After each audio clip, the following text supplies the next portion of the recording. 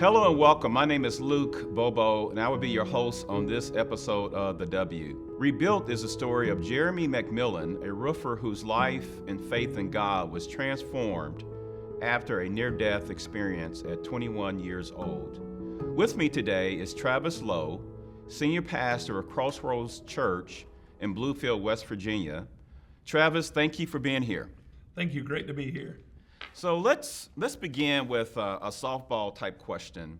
How did you meet Jeremy? I came across, his work first. I saw some of the work that he was doing in the community, and I do a lot of work with business owners in our community. So I reached out to him in that regard as a business owner to see how we could connect, and it just became a real friendship. Let's talk about the evolution of Bluefield. Originally was a mining town in a true sense of the word.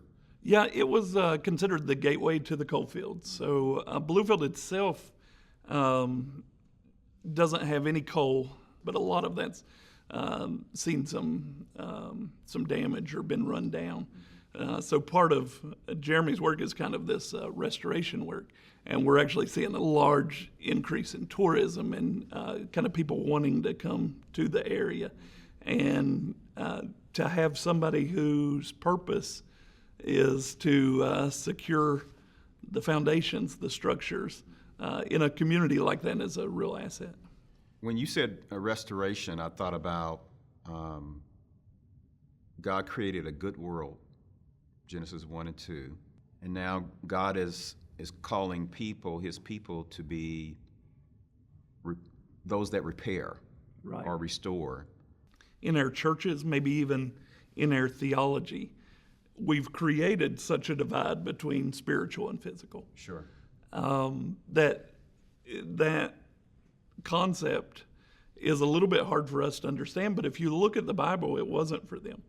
When Nehemiah heard that the walls were in ruin, he went to his chamber and cried and prayed for months and said, what can I do because the walls need to be restored? Sure. And that was a physical thing. Sure. But he recognized that physical thing had an impact on the spiritual things. Sure. He recognized that it would have an impact economically, sure, on the community. It would have an impact on the way that his community was viewed by the outside world. And throughout Scripture, we get this sense that people understood the connection. And I think we've lost some of that.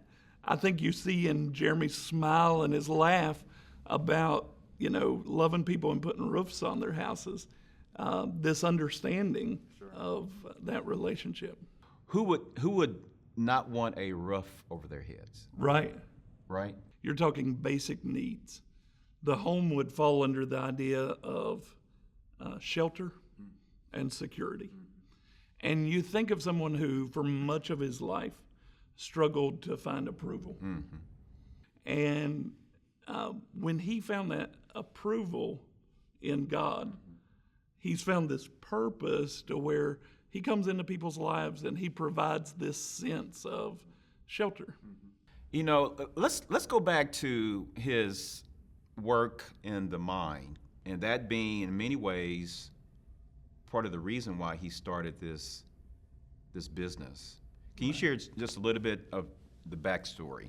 A lot of his life was a struggle for approval. Mm.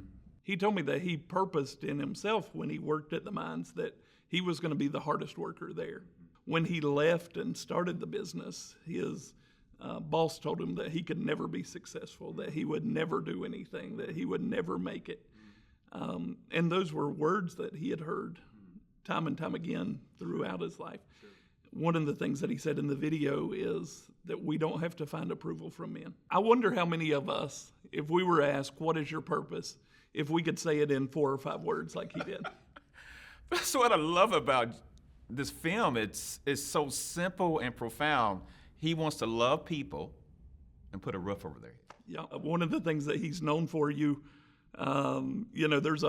a hard rain, you have a leak in your house, and it's the middle of the night on the weekend, and somebody will send Jeremy a message, and he's there, right then. And He said that a lot of people would say, "Why would you come?"